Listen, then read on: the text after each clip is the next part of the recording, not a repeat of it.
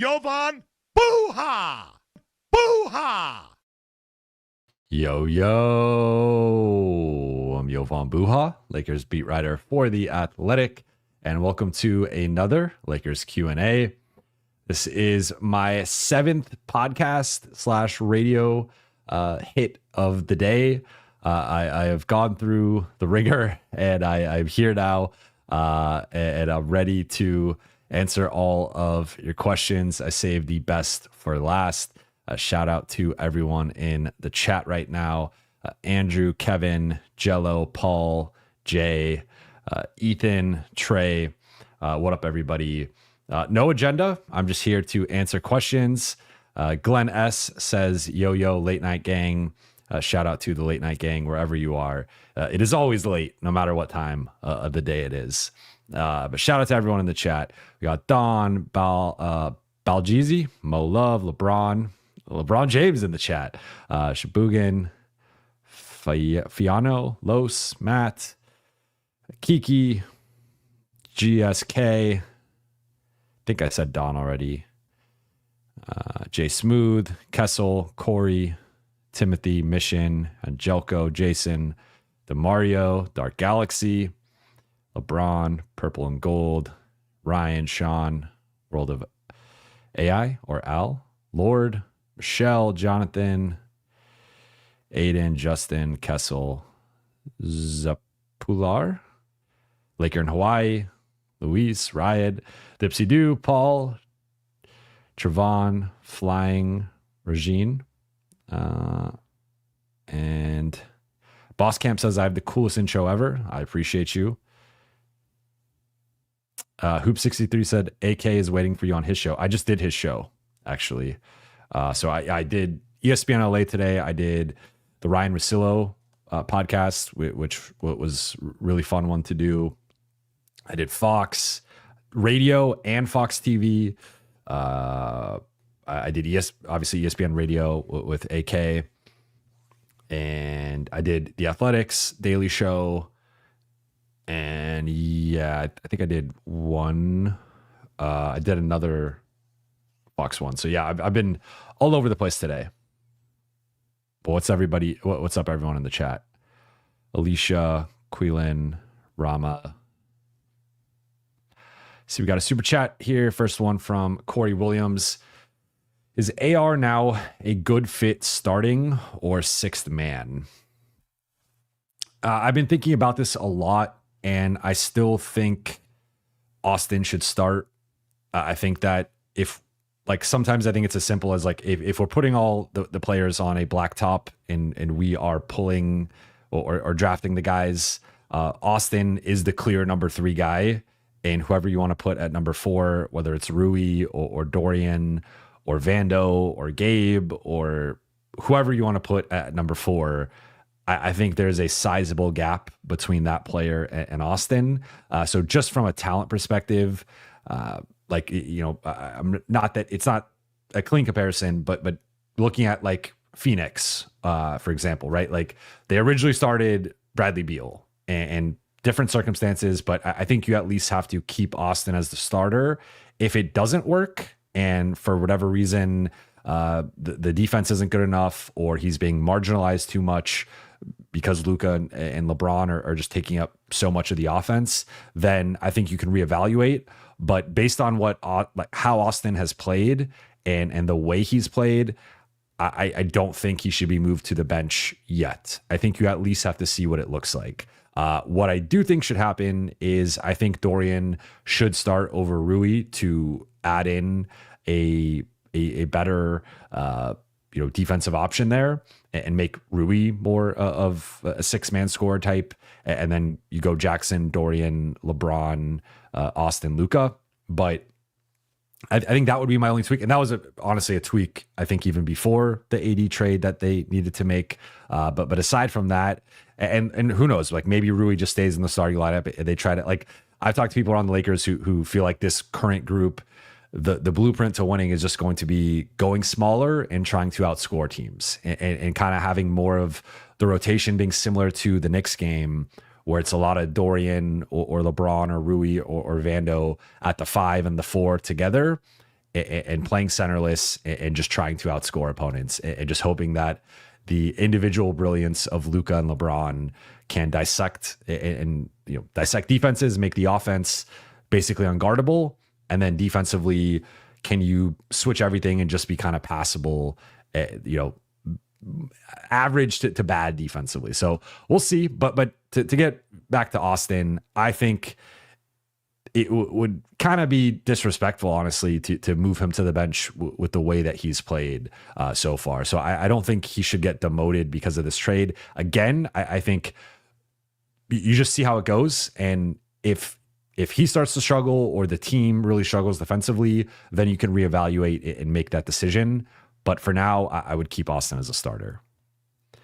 Brandon, does Max get mins? Thank you for the super chat. Does Max get minutes? Clay, PJ, Grimes, Najee, Spencer. I'd be upset if he's barely getting 10 to 15 minutes, especially when he was starting 30 minutes a night while averaging 10 points a game. I think Max should get minutes because a lot of the guys you just mentioned, like PJ, I don't view as much as competition because he's more of like a 3-4. I do look at the other 4 guys as competition, but for me, I think you can make a case for Max against all these guys in terms of like this version of Max Christie is a much better defender than Clay. I think he's a better defender than Quentin Grimes. I think he's a better offensive player than Najee. And I think he's a better defender than Spencer. So I think one comparing him, and you can make counter, like obviously Clay, we like his game speaks for itself. Quentin Grimes, we saw what he did against the Lakers earlier in the season. Spencer Dinwiddie, same thing. And Najee is a good defender with some size. So I think all those guys should probably be in the rotation and be playing. But I think Max offers a two-way balance that none of those guys quite get to that level. I expect Clay to probably either continue starting or if he, depending on how they do the rotation, maybe he comes off the bench and still plays a lot. So Clay, I would even put to the side. I look at Grimes, Najee, and Spencer as the 3 guys in competition with Max. Grimes has been playing really well, especially offensively. So then I kind of move him to the side and I look at Najee and Spencer, and I just think Max right now has outplayed those 2 guys overall and provides better two-way balance. So I would suspect he's playing out. Maybe to start, that there's a bit of them trying to figure out his role, but I think at some point shortly he's going to play his way, especially because of his defense, into the 20+ minute a night role. Now, is he starting versus coming off the bench? I think he's probably coming off the bench, but Jason Kidd, they've been hyping up the defense, and if they want to hype up the defense, Max Christie is already in the conversation for best perimeter defender on this team, and I think complements Kyrie really well. Andrew, Redick, thank you for the super chat. Redick has had a lot on his plate before, and especially now. I trust him fully, but damn, a lot to manage. Where will Luka press conference rank all time? A lot to manage, yes, but he's also inheriting a player who he played with, a player who he's had on his podcast twice, a player who he has a good relationship with. They recently went to dinner. I think it might have been last night, if I'm not mistaken. But really good relationship there and rapport. Luka also has a really good rapport with DFS. So I think that's going to help ease him in. And then, of course, Keefe has familiarity with the Lakers, and then Kleba's coming in as a guy also, of course, coming alongside Luka, who has had a good relationship with him. So already he's going to have some familiarity. Greg St. Jean, assistant on the Lakers, also coached Luka in Dallas and worked closely with him as basically the offensive coordinator there while he was there. So he has some familiarity. That's to say nothing of even LeBron, who he's idolized and looks up to. So I think Luka's going to come in and feel relatively comfortable relatively quickly. And that I think the Greg St. Jean part especially will help JJ with just managing Luka and figuring out the best ways to use him. But I think JJ has his own ideas and his own experience with Luka, quite frankly. In terms of Luka press conference, it's tough to say where it's going to rank, because I don't think Luka is he's not some boisterous personality who's going to be saying all these wild things. I am interested to see how he handles some of the Dallas questions in response to some of the things that they have said, and just hear him talk about LeBron and how being a Laker and what that's going to mean. So I don't know I don't think it's going to be the best press conference ever, right? But I think it is going to be interesting. But like, you don't see a guy like this get traded at this point in their career, and he's got caught a lot of flack and criticism over the past few days. I think unfairly, but I will be interested to see where kind of how he answers and where things go with that. But I don't know where to put it all time. I mean, like we're saying all time Lakers press conferences, all time press conferences ever. I would say somewhere middle of the pack, but seeing him hold up that number 77 jersey, I think is obviously going to be a special moment for Laker fans. Ryan Jeffries, thank you for the super chat. You feeling more lob threat C now? The team has top 3 shot creation. Rob will be looking for best pickup. Yes, I do. I still I would say ideally a lob threat and a rim protector. That's where I look at a guy like Robert Williams, and I think he becomes a more attractive option. Of course, Walker Kessler, I think is a pipe dream now. I don't think the Lakers have.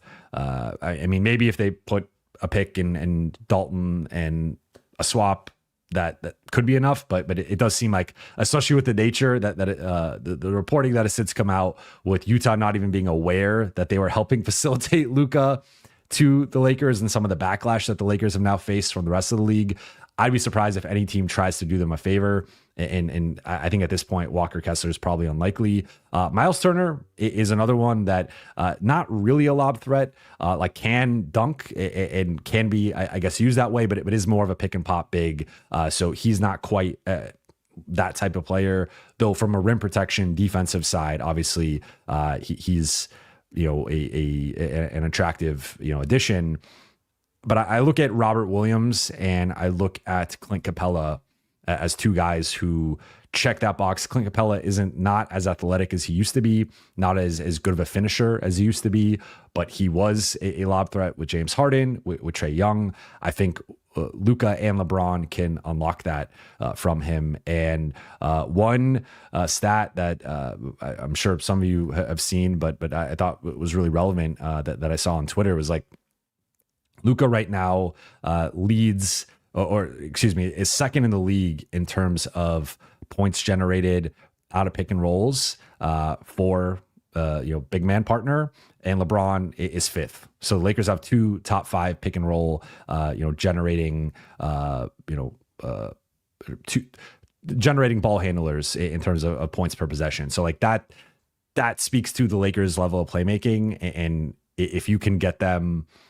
Like, I think Jackson Hayes can actually look really good offensively with Luka. Like, I think he will turn him into like a Derek Lively light. The issue is the defensive end and the rebounding. And right now, those are my 2 biggest concerns with the Lakers, is like specifically rim protection and defensive rebounding. They don't have a lot of plus defensive rebounders, and they don't really have a rim protector. And if they can find a way to get a big man who is a good rebounder and rim protector and can be a lob threat, that to me is like the best of both sides of the ball. And really looking at the options, I think the top one that's relatively realistic is Robert Williams. But there is a giant health risk with adding Robert Williams. He's averaging under 6 points and 6 rebounds a game for a reason. Portland's been managing him in terms of minutes and how many games he plays in and stuff. So there's a big risk there. But if you like, I can imagine him being a starting center who plays like 20 to 24 minutes a night. And then the other rest of the time, maybe Jackson Hayes gets like 8 to 12 minutes, and then you go small the rest of the remaining minutes. So I think Robert Williams is probably the best realistic target right now for what the Lakers need at that position. But there's certainly some concerns with it. And if the Lakers ultimately don't get him or aren't really interested, although I have heard his name being mentioned, that's a guy that like you can understand why, just because of the health. YouTube okay.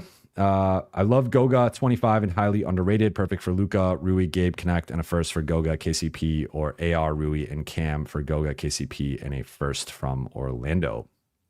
I do like Goga too. I mean, he's been playing so well this season that I don't know if Orlando necessarily wants to give him up, especially with how competitive they've been and kind of where they're at in the East. I think the first one, the Lakers would want more. to be honest. I think if they're giving up a first and connect, I think they'd want a better player back than Goga or KCP.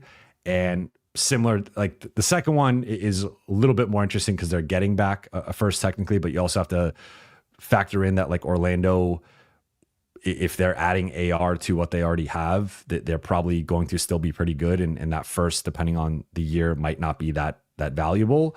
So I actually don't think the Lakers would do either one of these trades, because remember, like their threshold for trading Austin has been very, very high. And I don't think Goga or KCP, like that package would. I think they would say like Austin's better than either one of those players straight up. So like why would they trade him for that, even with getting a first? So I don't think the Lakers would do either of these, to be honest. But I do like Goga, and if there was a way to get him, might be more of just like an individual package, like trying to get Goga. But I do think he would fit well if they're able to get him.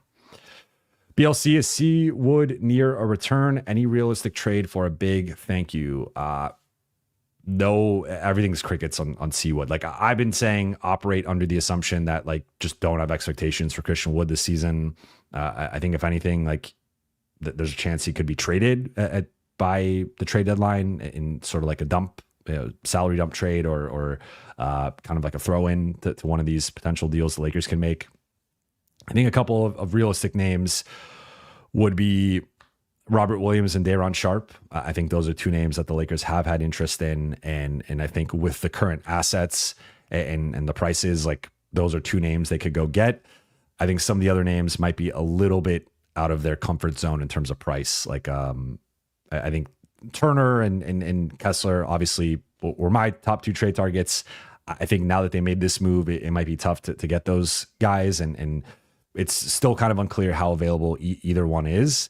And then looking at like a Jakob Poeltl, Clint Capella, I like both, and I like their potential fits, but I think there might be a difference in how the Lakers and really the rest of the league views those guys and what the current asking price is, because Toronto's reportedly had a pretty high asking price for Jakob Poeltl. So I think right now a Robert Williams or Day'Ron Sharpe type are most realistic.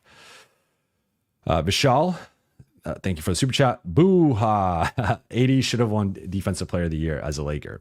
Yeah, I mean, I said it in my last stream, and you guys could let me know if I'm crazy. Like I said, I think AD is one of the best defensive players of all time, and that's kind of a crazy statement on its face because he's never won a Defensive Player of the Year. But some of that's political, some of it's narrative based, some of it is team success based. Like he was in New Orleans, where some of those years they didn't have good defenses. With the Lakers, the championship year he finishes second, and then since then the defense has been pretty up and down for the group. But I also think you could argue, looking at the rosters, I don't put that on AD. I put that more on the roster construction, excuse me. But yeah, I mean, I think he should have at least one, if not a couple.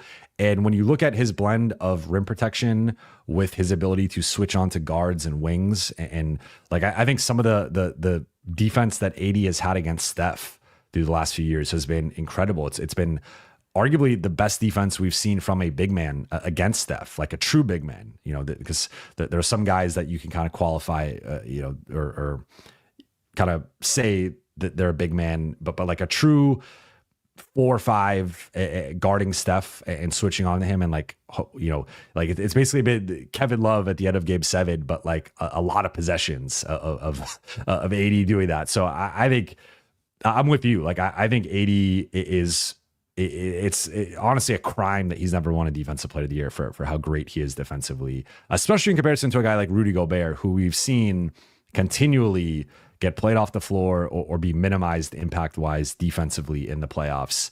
AD honestly raises his defense in the playoffs. So I know it's a regular season award, but yeah. Brandon, thank you for the super chat. Can the Lakers get Turner/Nesmith lineup with Luka, Nesmith, DFS, LeBron, Turner, AR as a 6-man, plus Vando, DK, and Hayes or Maxey, possibly sign big on buyout? So that's another option here, is the Lakers could sign a big man on the buyout market. One note that I've shared a lot that I think is worth mentioning again is because the Lakers are a first apron team, they cannot sign a buyout player who is making more than the non-taxpayer MLE, which is roughly 13 million. So a guy like Bruce Brown, Ben Simmons, whoever is your favorite, potential buyout guy that's making above 13 million, the Lakers cannot sign them on the buyout market. So that's just one note. Neither one of those guys was a center, but those have been some names that I've seen people suggest the Lakers should try and sign, and they cannot because of their salary.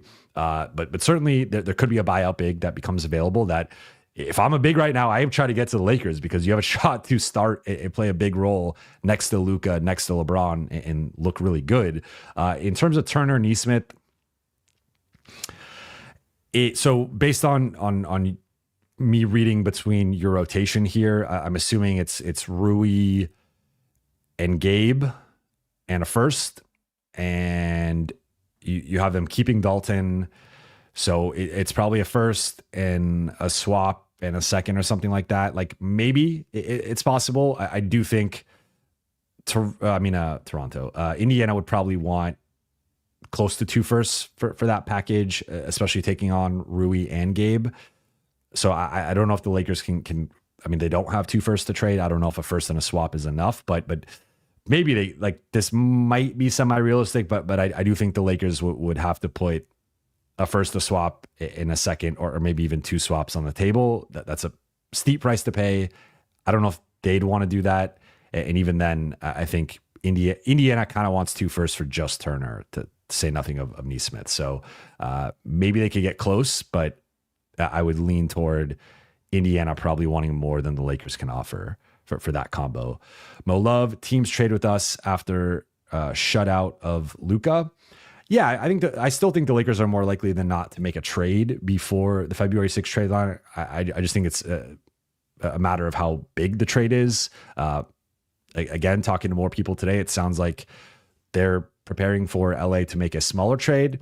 At the same time, that was the intel we had, I had, others had 48 hours ago, and they were secretly prepping the Luka trade. So honestly, at this point, I would not be shocked by anything. I think anything is within the realm of possibility, but still trying to look at things objectively and like realistically, it does seem like unless the Lakers are willing to attach their first to a Rui, to a Gabe, to a Maxi Kleba, see what they could get with that, it's probably going to be a smaller move, which is fine because they got the big move. They got a bigger move than anyone anticipated.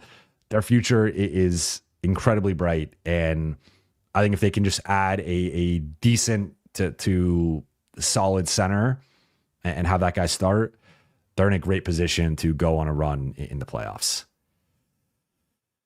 Pieter K, should they, thank you for the super chat, should they trade Reeves, Jovan, yes or no? I lean towards no, but I also think it depends on what you're potentially getting. I also factor in the way that the Lakers value Reeves. So again, like they're not just going to trade dump Austin because they think the fit is going to be better with player X. Like I think it would have to be a high level. I mean, it's basically been star or bust level player, right? Like, I mean, there was just the recent report that they didn't want to include him in a De'Aaron Fox trade.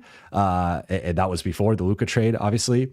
But I mean, that's kind of been like the bar for them. So I don't think they're just going to trade Austin for like a 3-and-D wing or something. Like I still think they're going to value him highly. So I don't like speaking in absolutes. I don't want to say like there's no circumstances that I would consider trading Austin if I'm the Lakers, but I think based on the way that they value him and just again from a talent perspective, I just think he's much more talented, skilled, and productive than basically anyone else on the team outside of Luka and LeBron. So I think you got to be careful in not downgrading just to try and find a player who like quote unquote fits better, even if you're already losing some talent. And frankly, I still think the Lakers, like I said it before, but 4 through 8 are like solid, but you can still kind of upgrade those spots a little bit more. So I don't want to say they shouldn't trade him. I don't want to say they should, but I think based on how they value him, I think an Austin trade is unlikely, barring like a high level starter, if not like star type guy being available. But even then, I don't think they want to go the 3-star build route. So maybe it'd be like a high level starting like role player type. And I don't know who that player is. Is that Miles Turner? I don't know, but I think it's a pretty high bar for them to trade Austin. Thank you for bearing with me. My brain is still fried. I'm still recovering from the last 48 hours of like working 48 hours straight. Glenn, thank you for the super chat. Kamara plus Robert Williams III for Austin plus Vetman and a first, or Claxton for Rui, Gabe, and a pick. Either option's possible. I've heard the Kamara price is really high. Like it might be 2 firsts just for Kamara. Like this shows you how, like the market's kind of crazy right now. But I think they'd want, now putting in Austin and a first, maybe. At the same time, I think looking at Portland and their roster, like they already have Simons, they have Sharp, they have Scoot. I think if you could argue that, and of course they got Klingon as like the center of the future. I think you could argue that they're looking more for like front court help or like, you know, the 3 and 4 spots, and like the back court, they're still assessing it, which guys they want to keep, which guys they want to move.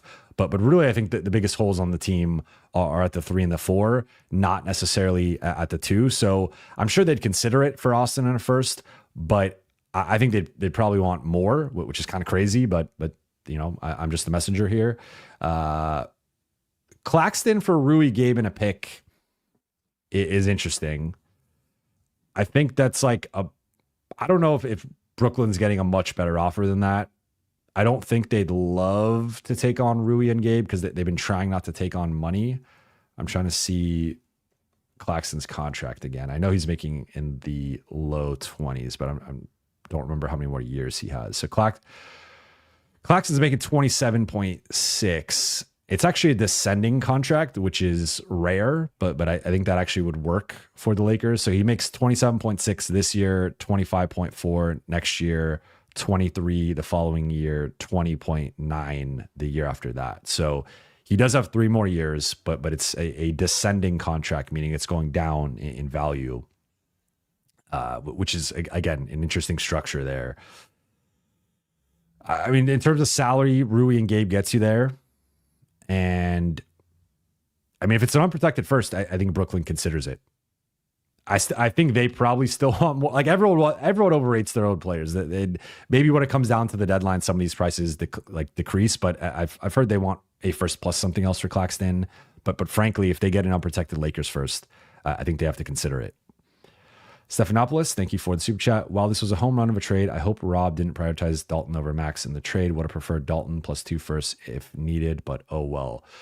So one thing with this, my understanding is Max was, I don't want to say a throw-in because that's sort of that's kind of a negative term, but Max had to be included because of the salary component here, with matching with Dalton. I mean, matching with Doncic. Again, I hope you guys bear with me. My brain is fried.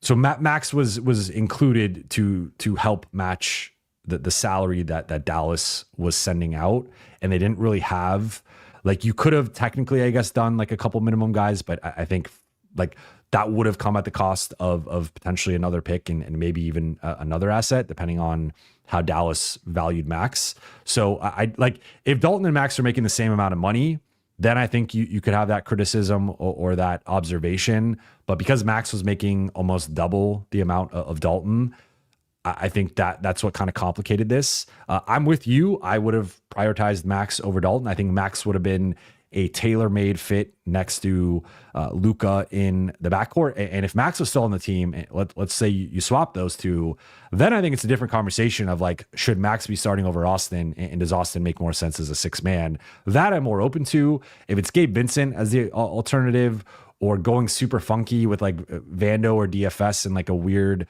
kind of lineup, such like Vando and DFS are both still on minutes restrictions as of right now, I'm not as sold. Like I think DFS should start over Rui, but if we're saying in that like other spot, I still prefer Austin. But if Max is still on the team, I think that's more of a conversation. But yeah, I'm with you. Like I think I don't think they would have necessarily had to have done Dalton and 2 firsts if they took Max out, but ultimately it was a salary issue and they needed Max's financial figure. 7 Days Sports Pod, AR/Luka/LeBron will get smoked. Jovan, AR will want a max contract, so keeping AR doesn't make sense if Lakers want to win a chip in the future. I assume you're saying, well, thank you for the super chat. I assume you're saying it's going to get smoked defensively, and I don't disagree. I also think if you throw Rui in there and Jackson Hayes, that lineup is going to be a bit of a train wreck defensively. So I don't even think it's just those three together necessarily. I think it's the broader composition of the Lakers' current starting lineup, which is why I think they need to make. I think they need to put DFS in there and also go get a better center. AR will want a max contract. I mean, I think I said it earlier in the season, and this was really before his like recent breakout.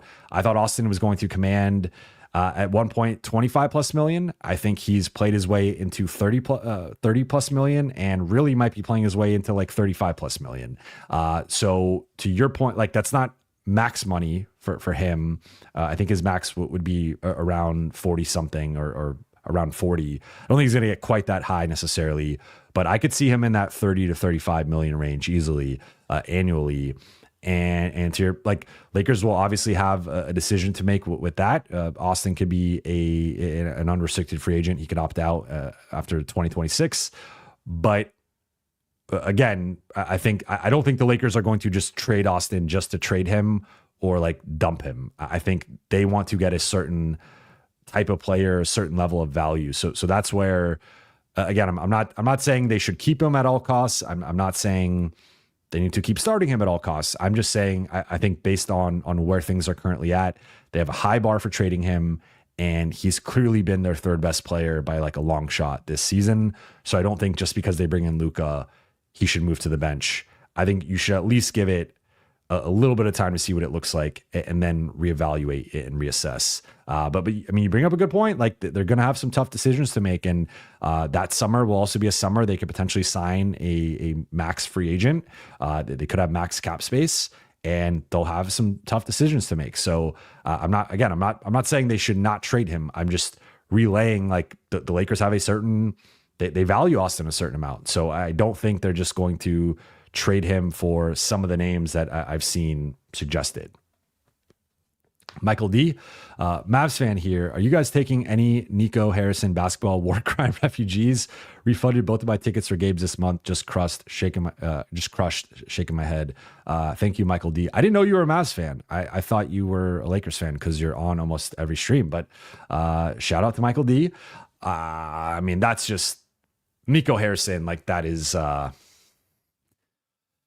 I think it was a masterclass from Rob in negotiating and a disaster class from Nico Harrison in negotiating. And I think Mavs fans, you are entitled to cancel your season tickets, to burn jerseys, to burn gear, to protest outside the arena. This was malpractice on Dallas's part, and I don't understand it. I've yet to talk to anyone who like remotely understands it or remotely thinks it was close to a fair trade. It's absurd, but I'm sorry, Michael. Easy peasy. Thank you for the super chat. Give everything for Dyson Daniels and Capella. That's it. Okay. So that would be what, a first 3 swaps and a second. That probably Dyson Daniels is like, I think his cost is probably a couple firsts, and then Capella, I think they want a first or close to that. So you get in the conversation with that package, and then you got to match salary. I really like Dyson Daniels. I think he'd be a great fit. Obviously, I don't know if I don't like, he's certainly not like available. I think you would have to make a certain level of offer to blow them away, but I mean, if you could get him, I think you have to consider it. Brandon, thank you for the super chat again. Very big on Neesmith. He's quick enough to guard fast guards like Jalen Green or big, strong wings like Kawhi while also shooting close to 40% from 3. I like Neesmith too. My earlier comment on the Neesmith Turner thing was I just don't know if that's enough value for them from Indiana's side. Like the Lakers now, on the one hand, the Lakers only having 1 first round pick kind of helps them because teams can no longer ask for both first round picks from them and try to get one fleece them, but it also limits some of the optionality in terms of just they don't have 2 first-round picks, so they can only offer a first plus something else. And for some teams, that's not enough. So that's all I was saying. But if you can get, I really like Neesmith. If they could get Neesmith and Turner, like I think the 2 biggest needs right now are another 2-way wing to replace the max spot. It could be a 2-way guard, 2-way wing. You don't really need like a big wing or like a 4 necessarily, because I think you got enough. LeBron can play the 4, obviously Vando, Rui, DFS, even Luka could play the 4 technically in certain lineups. You don't need another 4. You need another 5. The 3, and then like that 2 to 3 spot, you could probably use another player. So that's where, like, if you got Neesmith, if you're the Lakers, you get Neesmith and Turner, like that checks basically the 2 boxes that you need, in my opinion. Jean-Pierre Briggs, how likely is Claxton? I tend to be conservative when estimating trades, so I say less likely than likely, but I think depending on Brooklyn potentially softening their asking price for him, it could be a realistic option. The Lakers and the Nets clearly have a good rapport based on the trades that they made over the last few years. So I think if we like, sometimes you look at trade history between 2 teams to kind of get a sense of like, is this even remotely possible? And the Nets and Lakers would I think it is remotely possible that they could find another deal. I would say a guy like Day'Ron Sharpe is probably a little bit more realistic. It might only cost, like, if you could flip Christian Wood in a second for Day'Ron Sharpe, I would do that in a heartbeat. And I know it's not the sexiest name, and it's like you could still do that and do another trade and get another center and have Day'Ron be like your primary backup. But I think that type of trade is probably a little bit more likely than a Claxton trade. Andrew, thank you for the super chat. I've seen reporting that the Adelson Group wants Dallas to be bad to get leverage on the Texas legislature to create a casino hub. Any validity to that? I've seen this conspiracy theory. I have not heard anything on this. I've ran it by some people, and I think everyone for now is kind of just operating as if this is an out there conspiracy. However, some of it makes sense, and really, like, it's such a bad trade for Dallas that, like, you kind of have to talk yourself. I think Rob Mahoney of The Ringer had a tweet about this of like, the only way to try to justify this trade is to like come up with some conspiracy theory or some out there like reality about why Dallas did that. That's really like the best way to try and justify it. So there are parts of it that certainly makes sense to me. I would argue then, like, I still think Dallas is going to be good. I don't think Dallas is like tanking all of a sudden because of this trade. Like, I think it's more so a longer term play of like AD, like Luka is going to be AD's age in 2031. Like, think about that. Like, AD's current age, Luka is going to be that age in 2031. Like, that's what we have to think about here. So like, AD will be 37 at that point. And based on his injury history, and like, I do think there's a chance AD's game can grow or can age well. I guess like he's not completely reliant on his athleticism. I think already he's made some changes to his game that aren't as based on athleticism as much as it was in New Orleans or like his early Laker days. But based on the injury history, I think you could have some concerns about like, what is a 35-year-old or 37-year-old AD look like, and how healthy is he for the next 5 to 6 years, right? With Luka, I mean, again, he's going to be AD's age in 2031, the 2030, 2031 season. So I would say they I don't know. I go back and forth to this one. I see why people think it. But for now, I'm more just taking it as, I think Dallas, for whatever reason, was out on Luka, but specifically Nico Harrison. It seemed to be he operated basically solo and it made this move unilaterally. A lot of people within the organization do not agree with it, but he's the one calling the shots, and he made it. So that, I think it's more just like bad GMing than anything. But if it's really this, then like, that's going to make a hell of a 30 for 30 one day. George Santiago, thank you for the super chat. What can a team do on Get What You Need Day / non-practice day. Can they practice and not be bothered by media? Enjoy the Luka and LeBron beat Jovan. Yes, technically, it's it's always funny to us when the Lakers have a Get What You Need Day. So that's basically an optional practice. That's why they call it Get What You Need. But then we will see the social team will put out clips from the Get What You Need Day, and it looks like some scrimmaging going on.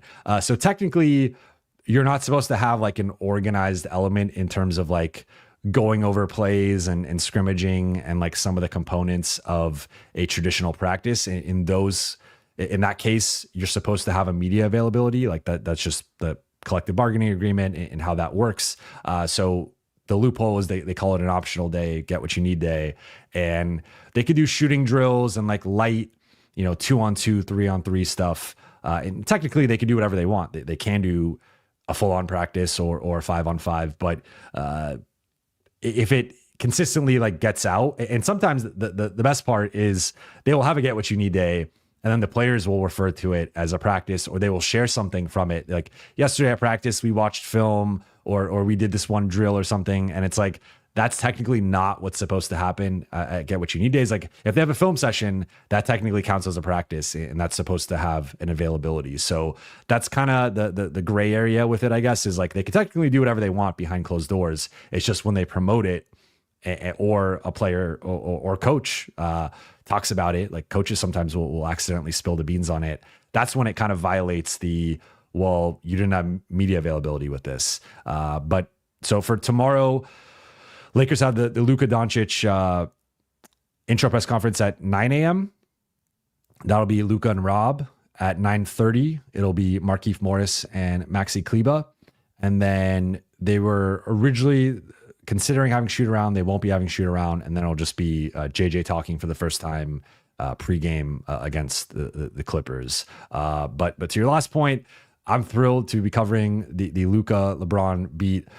For those of you who have followed this show for a while, I voted for Luka for All-Star backcourt spot, despite him being injured at the time and not having as many games as some of the other guys. I felt Luka and Shea have been the two best backcourt guys in the West this year. So I voted for Luka.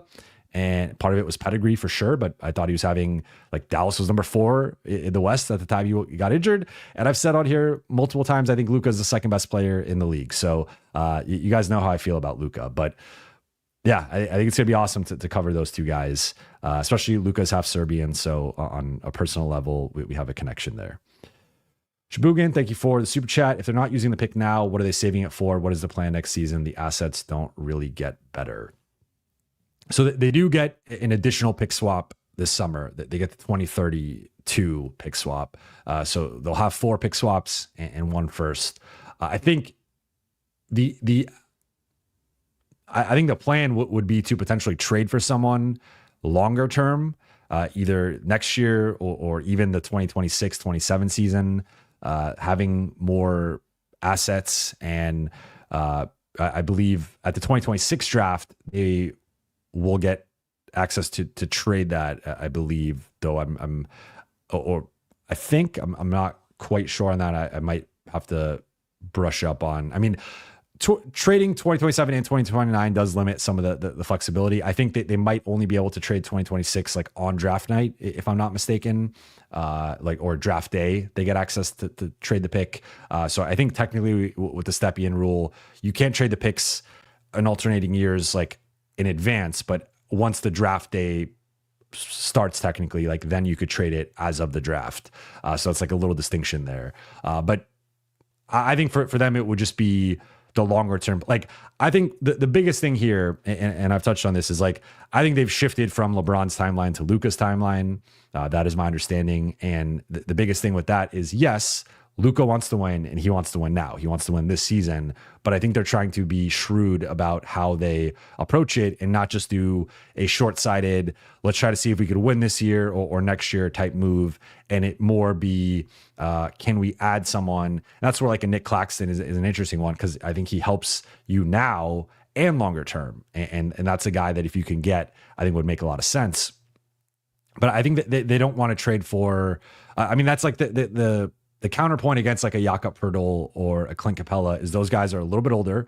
Poeltl's 29, Capella's 30, and you can make a case like how well are they going to age into their early to mid 30s, whereas a guy like Claxton, who's still in his mid 20s, or some of these other options make a little bit more sense on Luka's timeline. So I think it's more so not that they don't want to make a move or don't want to use the pick. I think just their bar for using the pick is going to be a player that needs to help them both now and in the future with Luka's timeline, and not be sort of a short-sighted move. Now, I still think it would be best to just use the pick and get, go get a Robert Williams or a Nick Claxton or someone who can help you now and later, and really just shore up the center position, at least temporarily.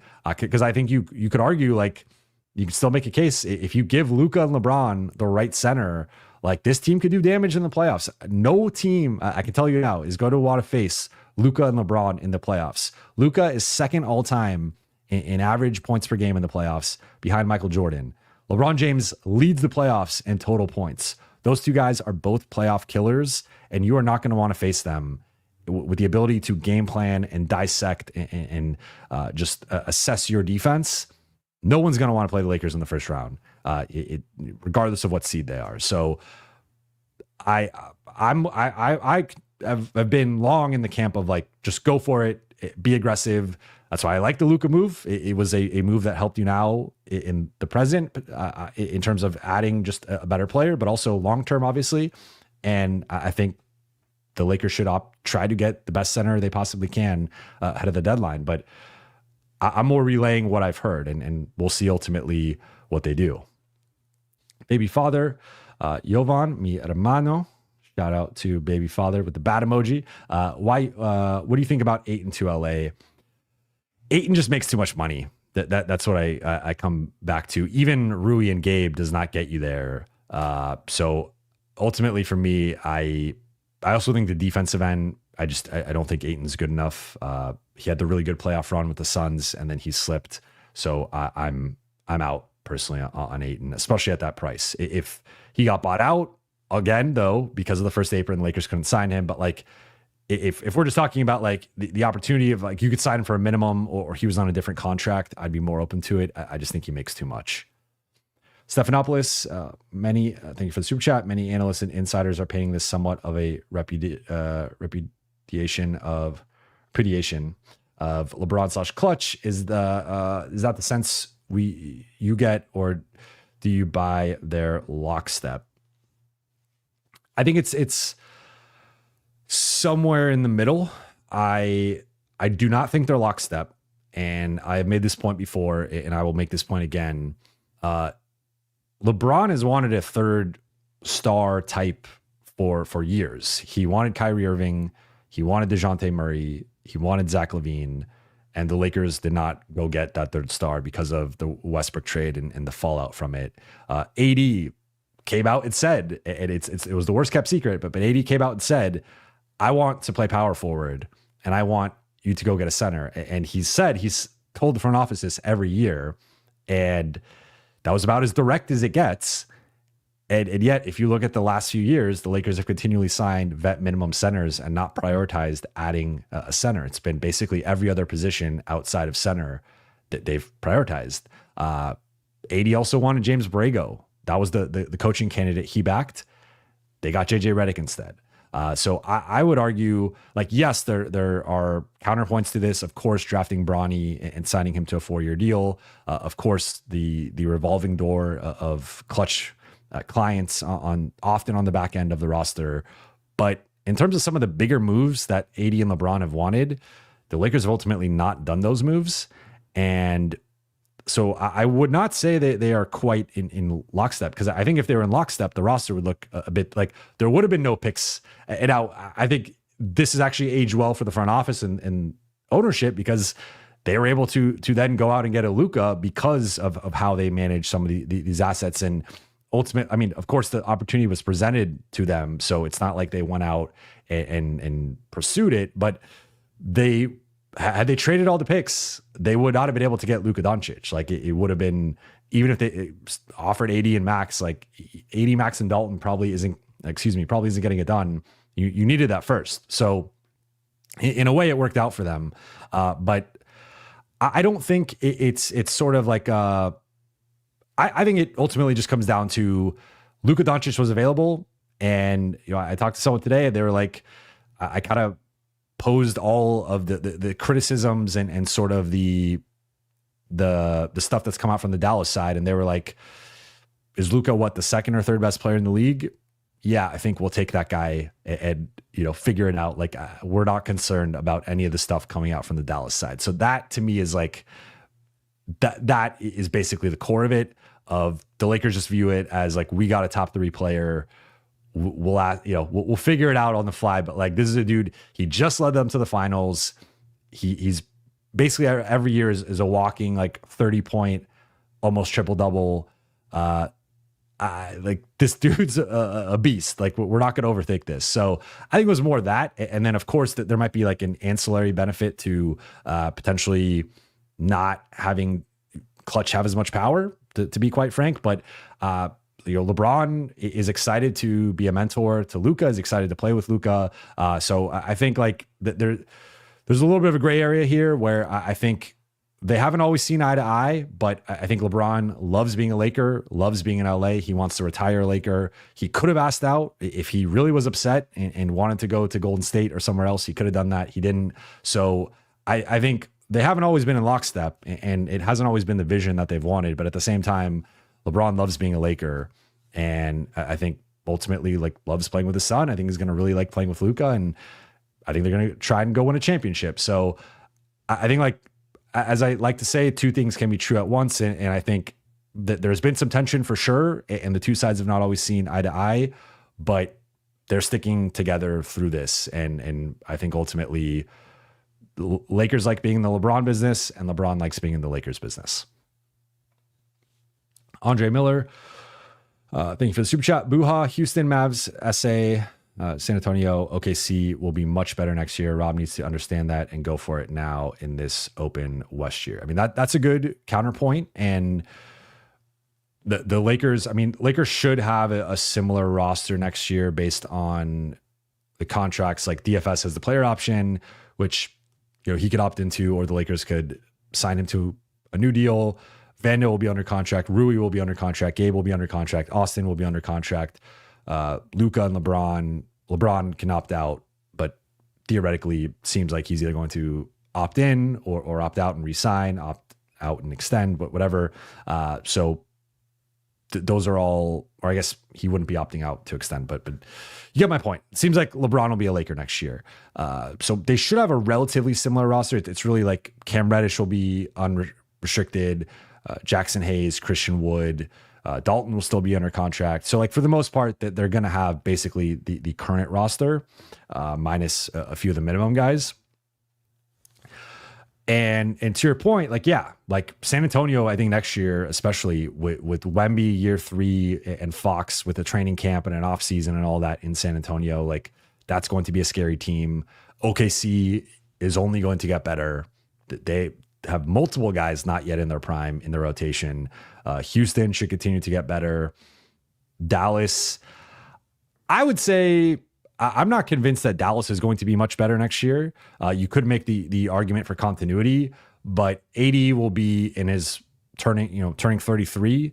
Kyrie will be turning 34. Clay is somewhere in that age range. So I'm not convinced actually that Dallas belongs in this conversation. But Houston, San Antonio, and OKC are young and only going to be getting better. Amen Thompson could be taking another step. Jalen Green, Alperen Şengün. So to your point, like, I do think the top of the West should be better on paper next season, and that would be reason to go for it. But again, I'm just relaying what I've heard, and that's the Lakers are operating more on the Luka timeline of they don't want to just dump all their assets for a win now type move that's short-sighted. But again, maybe there is a medium move in the sense of like a that helps you now and longer term. And I think that would be the ideal outcome for them. So I don't think they're like standing pat necessarily. I just think, again, the bar to use a first round pick is high. Mamadou, thank you for the super chat. Man, Rui, Austin, LeBron, Luka, Jackson, we're going to get killed defensively. We need to get a defensive guard and big. Yes, on all fronts. Not a good starting lineup defensively. They need a defensive guard. They need a defensive big. Yes. Joe, is there any chance Luka doesn't sign the extension? Yes, but my sense would be like, I think it's not because I don't think the Lakers obviously gave a heads up with this whole situation. They weren't able to talk to Bill Duffy, who's Luka's agent, but there had been murmurs, and this is like, there had been murmurs about Luka and the Lakers. It had just been more so in the context of like 2026 or potentially him signing the Supermax and then getting traded there somewhere in between 2026 and 2028. So I think if Luka was leaving Dallas, the Lakers were going to be one of the teams at the top of his list. So there's a chance he doesn't sign the extension, but the Lakers can offer him the most money now that he's going to be a Laker, and based on how things are going to go as the incumbent team, they can offer him more money than any other team. And with him already taking a bit of a hit because of not getting the Supermax now from getting traded from Dallas, I think that's going to be a factor for sure. Outside of he's playing for the Lakers. He is the franchise player now for the Lakers. I think that's attractive in and of itself. I think it's going to mean something to him to put on that jersey. And it's just a little bit different when you are the superstar for the Lakers. So I think he's going to sign the extension. Now, what type of extension he signs is going to be interesting. My understanding is it's most likely going to be a 2+1. So then he can opt out and get the Supermax or the 35% max after his 10th season. Once you play 10 years, you're eligible for that. So I think that's the most likely thing is he basically signs a 2-year extension, then opts out in 2028 to get that mega extension in the summer of 2028. But I would be pretty surprised if he doesn't sign the extension. Corey Williams, Seawood, Rui, Gabe, second-round pick for Lonzo Ball. You'd have to throw in more from the Chicago side in terms of salary matching because Lonzo's making low 20s, and just Rui and Gabe gets you to about 28. And then with Seawood, that gets you to about 30. Honestly, a guy you could do is Io. You could do Lonzo and Io, but then you'd have to throw in a first for sure. I think Chicago wants more than this. Like I would probably do this, but I think Chicago would want more. I don't know if they're going to get the like protected first or first that they want, but I think at least multiple seconds. I think Lonzo's worth at least a couple seconds. But one thing Lakers could possibly do, I've mentioned this. I've heard this could be a possibility is flipping a swap for multiple seconds. That could be something they do. AJ, thank you for the super chat. When are you going to become Shams for The Athletic? I don't know if that's in my future. I think the whole news breaking thing, like obviously I'd love to break every piece of news, but it's a tricky path, and there's a lot of things that go into it, and it's also a very time consuming. We've seen the memes and the videos and clips of Shams and his screen time, and that's like you're on your phone like 16 to 18 hours a day making calls, texting people. So I think from a work-life balance, I don't fit. Like, of course, there's a fame element, a money element that comes with that. But to me, honestly, I think this is where the future is at. And that's why I've been building this for almost a year now. And that's why I want to continue to build this and make it even bigger. And podcasting, streaming, YouTube, like that to me is where the future of sports content in this industry is at. And I'm trying to get out ahead of it. And I've already seen people are starting to come over here that weren't doing it before. And so I'm just trying to build this out, honestly, and go from there. Fizzback, thank you for the super chat. 3-team trade proposal. Lakers get Herb Jones and Kessler. Utah gets Connect and 27 protection removal and 28 swap. Pelicans get Austin Reeves and Jazz second. So one note, Utah would not do this. Utah wants 2 firsts for Kessler. they're getting a top 4 pick removal and a 28 swap. So Utah would not do this. Pelicans, I think they'd want Austin and a first. So that's like, it's interesting. Like Herb Jones has a lot of value. Herb Jones is like, I think might have like 3 first round pick type value, honestly, because of how elite he is as a 3-and-D player. And like, that's like 2 to 3 first round picks for Herb Jones. So I don't think the Lakers have the assets to get this done. I do like, of course, if they got Kessler and Herb Jones, that's like the high end of outcomes of like addressing what they need. But I don't know if Utah is going to get 2 firsts for Kessler, but I think they would need at least 1 first. So I don't know if you meant to put a first in here. Like the Lakers not giving up a first to get either one of these guys, I think would be unrealistic. Mamadou, thank you for the super chat. Do you think we can start Gabe at the 2 until Luka starts playing, then Austin can slide to the 2? Yeah, I think that would be my operating assumption is Luka, he was originally supposed to make his return on February 8th, which would be February 8th for Dallas, which for the Lakers would be the Pacers game on Saturday. Then Mark Spears of ESPN reported that he's heard Luka is going to be returning on Monday or Wednesday. We should get a better idea tomorrow at the intro press conference, and I'll be going live. Either doing it at Buha's Block episode or going live post game. We'll see. I mean, post presser, we'll see. But I would assume for now, Gabe and Austin is the starting backcourt. Shane, thank you for the super chat. We'll see a jump from Jackson playing with Luka. 100%. Now, I think that's specifically on the offensive end. I think defensively, these same Jackson concerns will persist. I will give Jackson credit. I thought the Knicks game was, it's funny because I didn't really get to do like a normal Lakers-Knicks post-game reaction. I touched on the game for maybe 3 minutes during my Luka trade reaction. Jackson had one of his best defensive games as a Laker in that Knicks game. And if they get that version of Jackson, I think there's a way that this could work, however unlikely. But based on the sample size we've seen from Jackson, guys are able to get downhill on him, able to score, able to draw fouls.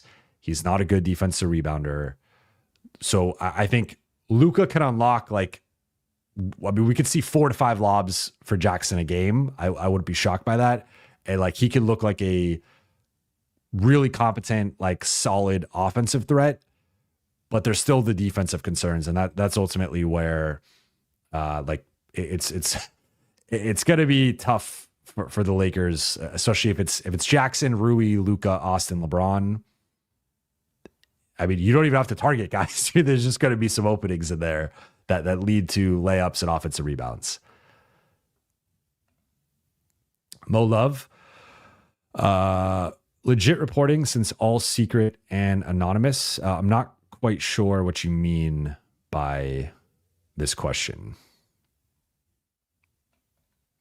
Tim Tucker, sorry if already asked, but guard and big options. Big options, 2 names I've heard in recent days have been Robert Williams and Day'Ron Sharpe. Those were also names I'd previously heard, but kind of in the aftermath of what's still realistic, that those are a couple of names I've heard. Guard options, have not really heard much, but just that's the center spot is the number 1 priority for LA right now, and then guard or wing is a secondary concern, but haven't really heard any guard names. Keon Park, thank you for the super chat. If the Lakers don't make any more moves, I think AR and Rui should be backup guard and forward, and Gabe and DFS starting guard and forward. AR and Rui offense will be great as a backup. I mean, that certainly could be the way that this trends. I think, again, I do think one thing that I try to convey in my coverage, and it's these dudes are humans, right? There's a human element here. And I think for Austin to be having the breakout season and really the breakout couple of months that he's had, I think you have to think about what type of message that sends from the organization. Already, I'm sure guys are going to be on high alert that AD and Max just got traded. Those are 2 guys the Lakers did not want to trade. It took Luka Doncic arguably the second or third best player in the league, a generational player, to be available for those two guys to get traded. But still, it's kind of like things are. I'm sure there's a lot of excitement for Luka, but there's a human element to this, right? So I just think with Rui, it's a little bit more straightforward because DFS is not a new addition, and DFS has now been with the team for over a month, and he's outplayed Rui over the totality of that month. So and adds an element that I think the Lakers clearly need in that starting group. Gabe versus Austin. Obviously, Gabe is a better defender, but Austin has outplayed Gabe all season, and including, especially over the past couple of months, even with Gabe playing better. So that's where I think it's a little bit like, I get from a fit perspective, you can make that argument, and I'm not going to disagree with you, but I do think Austin will likely continue to start and probably deserves to continue to start until it just doesn't work or doesn't look right. And then you make that change. Because again, I think to like the reward for him should not be just getting benched immediately. And I don't think the Lakers are viewing it that way. So it might get there at some point, and it might make the most sense. I don't disagree, but I think for now he's going to continue to start. Mamadou, again, how in the hell did Mikal Bridges go for 5 first-round picks, then Luka goes for 1? So one thing I will note with this is I think AD is worth 4 or 5 first-round picks. So that's where, if you want to make one defense for Dallas, it's like if there was an open bidding war for AD, I think you get 3 at a minimum, but probably 4. And maybe upwards of 5, depending on the team. Like, it might not be the most quality first round picks. Like, it might be 2 good ones and like a couple medium ones and maybe a bad one. But like, I think you could get 4 or 5 again with Mikal Bridges going for 5, Rudy Gobert going for 4. We've seen much worse players than Anthony Davis go for multiple first round picks. So if you value AD at that level, let's just say 4 first round picks, then it changes the trade a little bit, because it's kind of like 4 first round picks equals AD, a first from the Lakers that is a valuable first, and then Max, who I think is playing at like a first round value level, but even let's just say it's under that. So that's like 5 and like 2/3 or 5 and 7/5 of first round value. That changes the equation a little bit, but even then, even if we round up and say like 6 first round picks of value for Luka, I think that's still low because he's a generational star on a different planet than a Mikal Bridges or a Rudy Gobert. Like, again, I've talked about this now twice on the stream, but like, this type of guy does not become available.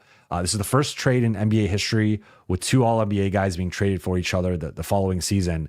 But a guy like Luka, go through NBA history, especially modern NBA history, this type of player on this level does not get traded.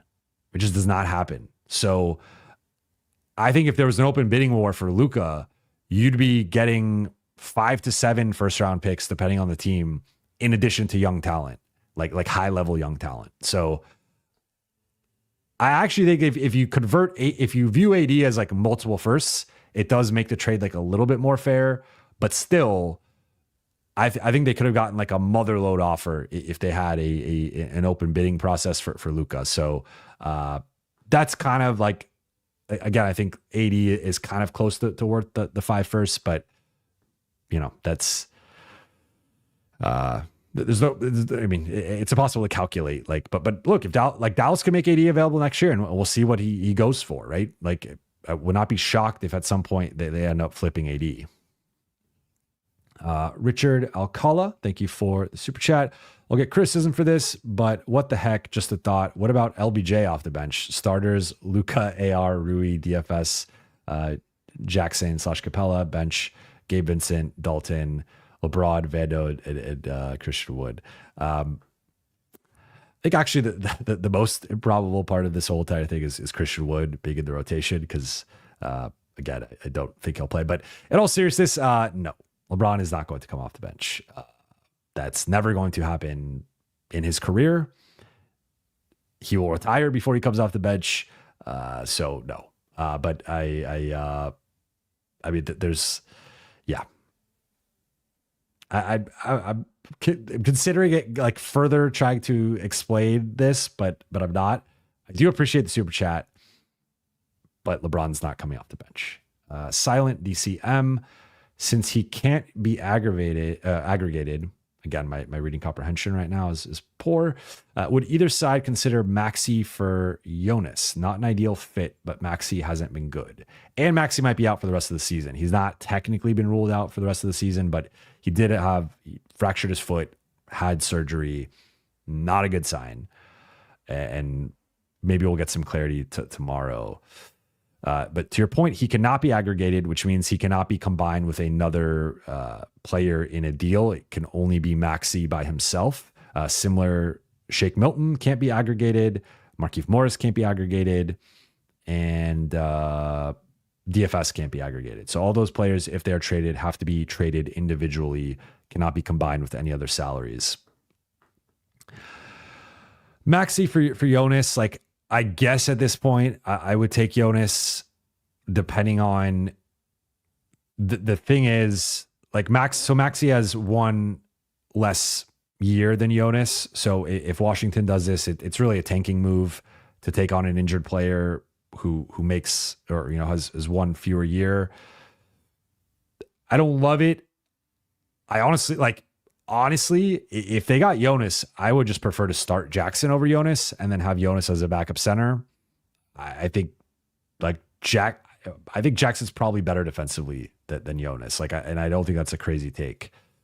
So Jonas would be probably like my breaking case of emergency, like last resort option. Like it's better than literally not having a backup center on the roster because Christian Wood's injured and there's no other setters.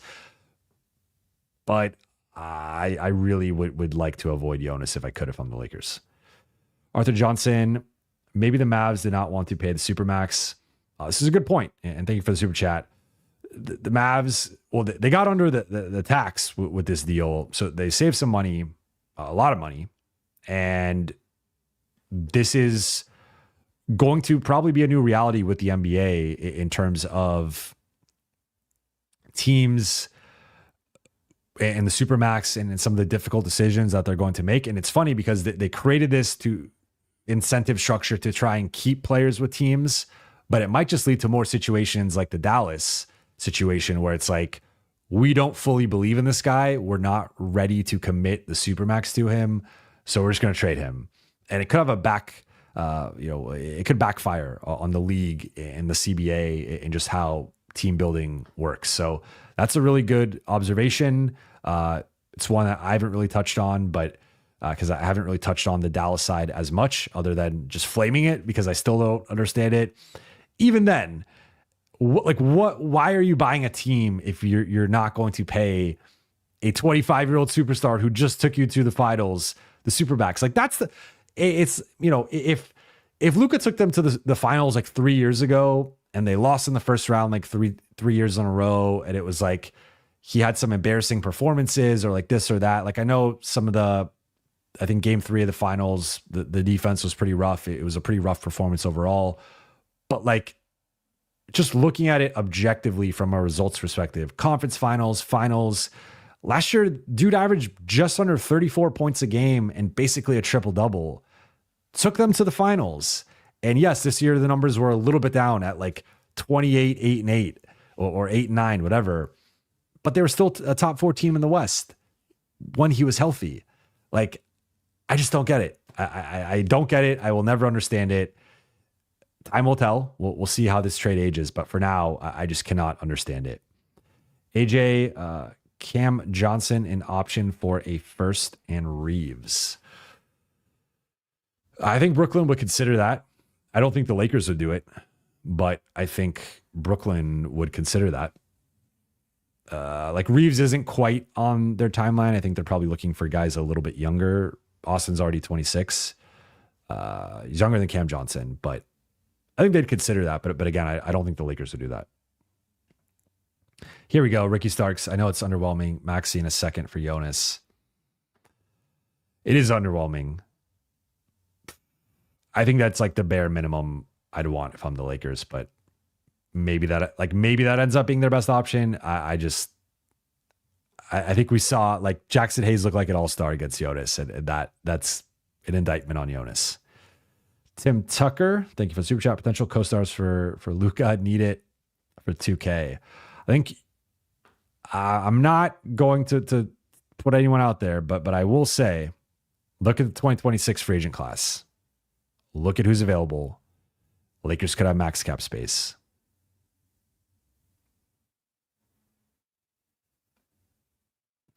Nick T, I'll trade Reeves for Naz Reid and pick up Dwight. I think Dwight is done in the NBA. I don't see anyone picking him up. Reeves for Naz Reid is interesting. I don't think the Lakers would do that. But if we're just talking like pure basketball fit, it is a very interesting trade that would address a need. But again, Lakers have a very high bar for trading Austin. Chase, can we now get buyout guys over 20 million? No, it still has to be, they have to be making under at the taxpayer MLE or below. So 20 million would be above that. Cheap guy, can the Lakers get Brook Lopez? Probably not. I think Bobby Portis would be more realistic between the two of Lopez or Portis, or, just looking at a Milwaukee big man. I mean, can they? Technically, yes, but I don't think Milwaukee's been playing much better. They're now back in that hunt for home court advantage. I think they're not going to just give up Brook Lopez. Serharo, can we reroute Kleba's $11 million contract? Yes, but keep in mind, he's out for the season, most likely, or out for a while, and he's got one more year. So if it was an expiring, that could actually be a potentially valuable asset, especially for a tanking team. The fact that he's not, and he also can't be aggregated, does limit. And by aggregated, that means like him combined with another contract. Like you can't do him and Christian Wood and get like a great one would be like, could you do Kleba, Christian Wood, and like a protected first for Robert Williams or someone in that range? Like a second's not going to get it done. A swap's not going to get it done. But could you do that? Like that would be a great use of Kleba's money. And you don't lose Rui. You don't lose Gabe. You just add in, like, I like any trade for the Lakers where you're adding a rotation player and not losing anyone projected to be in the rotation. Like that's the ideal trade. Just adding depth, not subtracting it. And then you reduce the minutes of some guys, but like you add and then you figure it out. So they can reroute Kleba's contract. The problem is like, it's not exactly like it's basically same value as Gabe. If anything, Gabe probably has more value than Kleba because there's less injury concern with Kleba now having this foot situation and having surgery. But the Lakers need Gabe, or in theory they need Gabe, especially with losing Max now. So they can reroute him. I don't think it's like a valuable contract necessarily. You probably have to attach an asset to it, and that's before factoring in like what you're getting. So it might like Kleba on a second for Jonas might be like a realistic trade that, and if that's the best you could do, like maybe that's the best you could do, but it's not moving the needle like that much. Young Claire, is Claxton or Na a real option, or even Turner? I would probably rank these Claxton, Turner, Na. I think Minnesota has been playing better. I think they're more in like adding to the team mode than subtracting. Potentially Claxton, I think, is the most available because of the team he's on. And then Turner, I think, is kind of somewhere in the middle because I think he could be available depending on the price. But I do think it's going to cost a first on a swap, and that might even be low. Ali/Ali, I still don't know the correct pronunciation yet. Brooklyn, Gabe and Rui, 27 first, 1 through 4 the 1 through 4 part. Indiana, Claxton, Lakers, 31 first, top 10 protected. LAL, Turner, Matherin, Brooklyn, second round pick from 2031. Okay, I'm gonna go. Of course, LA does this. From the Indy side, they get Claxton, so they get younger. They get a top 10 first round protected pick. I think Indy probably does that. Brooklyn.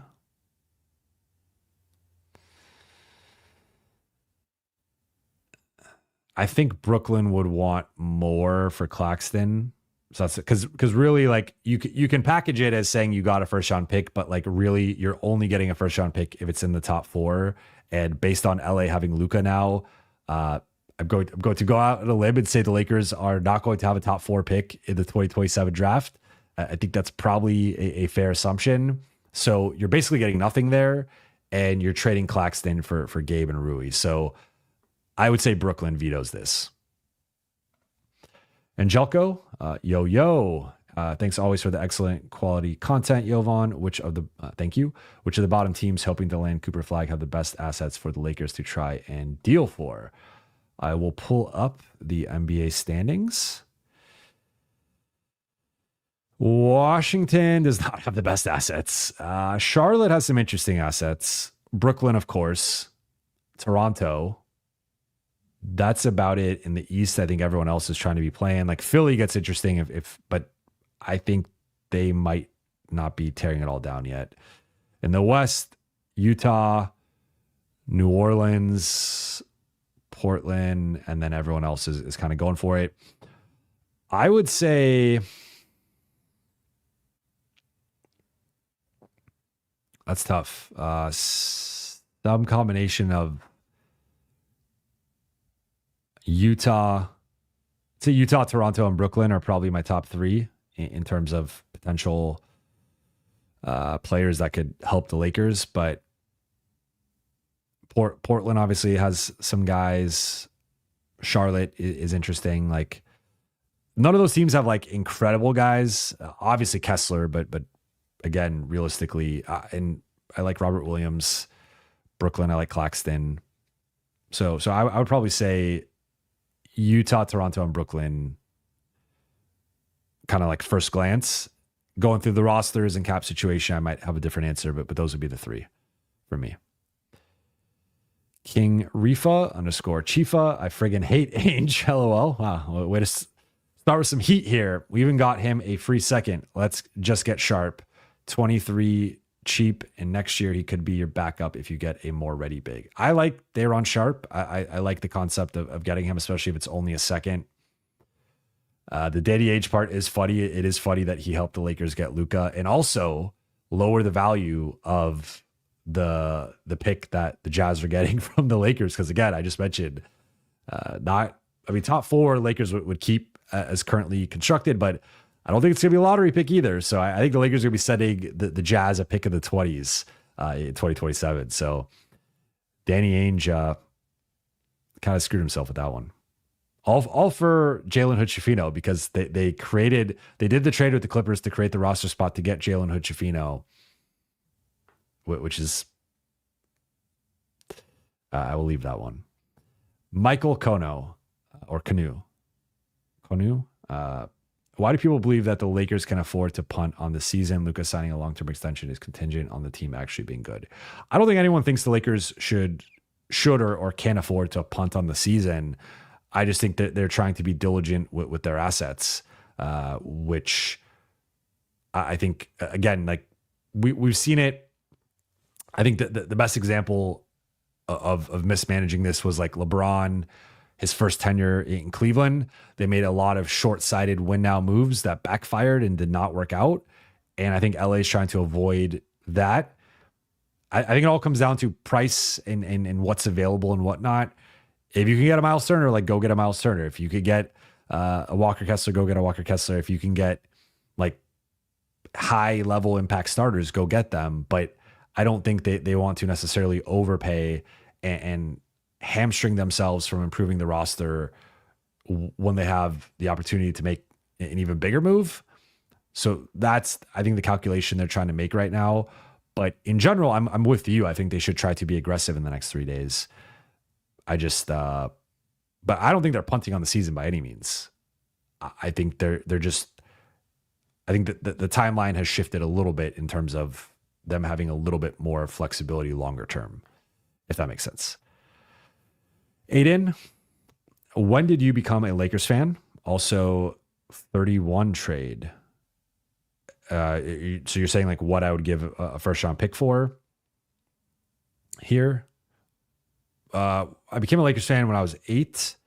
It was after the first championship season of the three-peat. So it was the 2000 to 2001 season, like kind of in the playoffs or like second half of the season into the playoffs was when I got into basketball, and then I became a Lakers fan. So like the first year I watched from start to finish was 2001, 2002, and then been hooked, really ever since from like a full-time perspective. So, I mean, like I have so many funny stories of when I was younger. Like my parents had like friends that they'd go to dinner with, and it's kind of like a family friend group dinner thing. And if the Lakers were playing, like I would throw tantrums that I wanted to be home watching the Lakers. And I was like, we better be taping it. You better let me stay up late and watch it. Like, I don't want to miss it. Like I would get upset if I was missing a Lakers game. And I was like 9, 10, 11 years old, getting like really upset about it. And favorite 31 trade, I'm going to assume that's what you mean here. I mean, I would still say Miles Turner. I know Nick Claxton's been a hot topic in the chat. I would say Nick Claxton as well.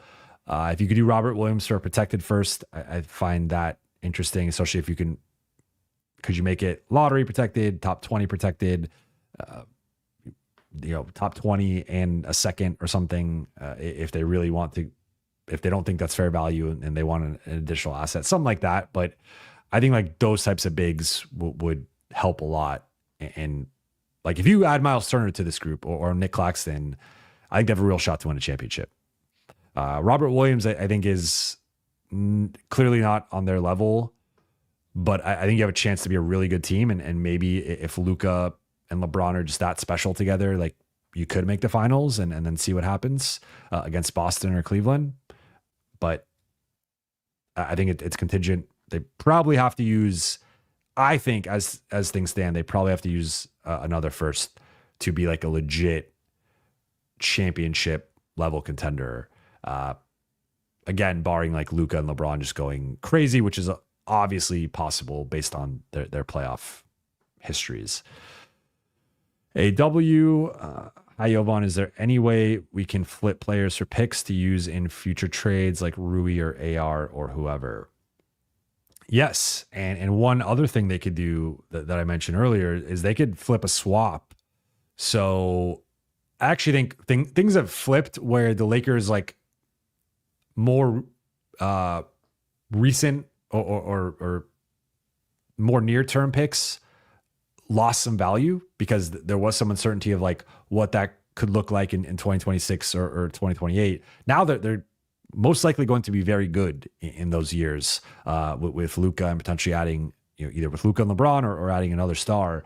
So I think if you're the Lakers, like could you, I mean, you could maybe flip one of your future firsts, swaps, and get back some second round assets. And like, could you get 2 to 3 second round picks?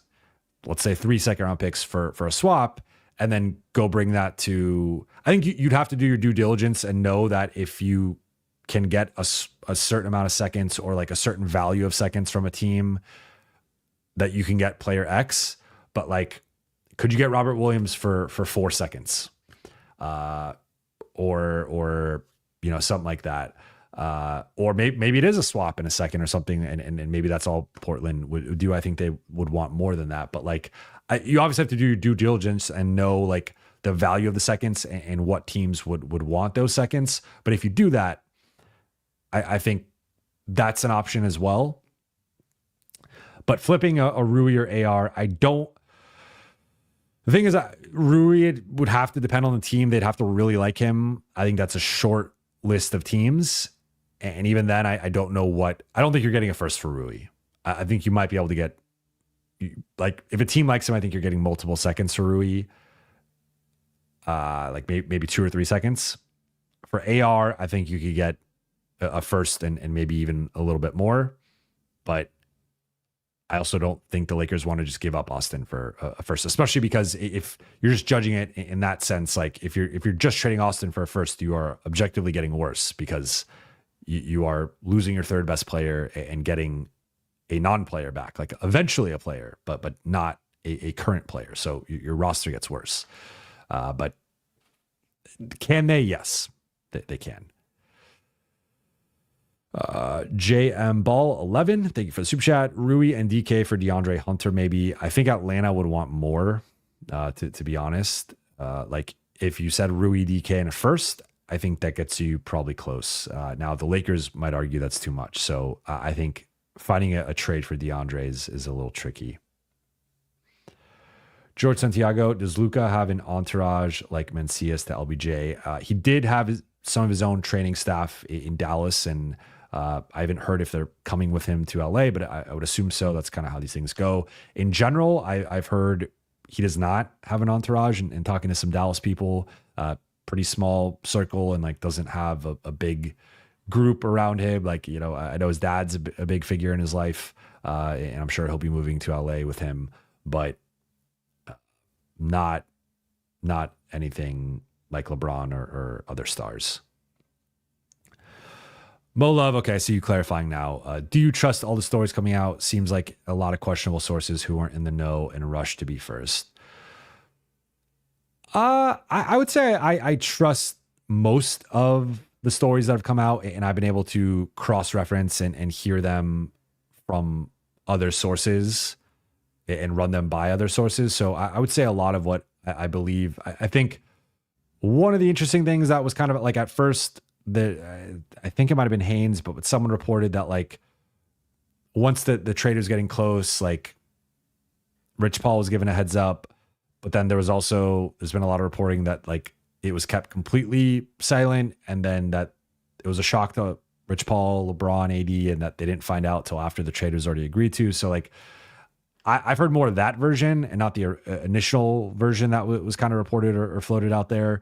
But I feel like that was like kind of one of the few things that there was a little bit of a lack of clarity on in terms of like when people actually found out about it. But in general, I mean, I think the one thing that's been easy right now is like the Dallas side is just dumping all over Luka, and it's really easy to just, I think they've tried to get out ahead of it because they've looked so bad with how they handled and frankly, I think mismanaged this whole situation.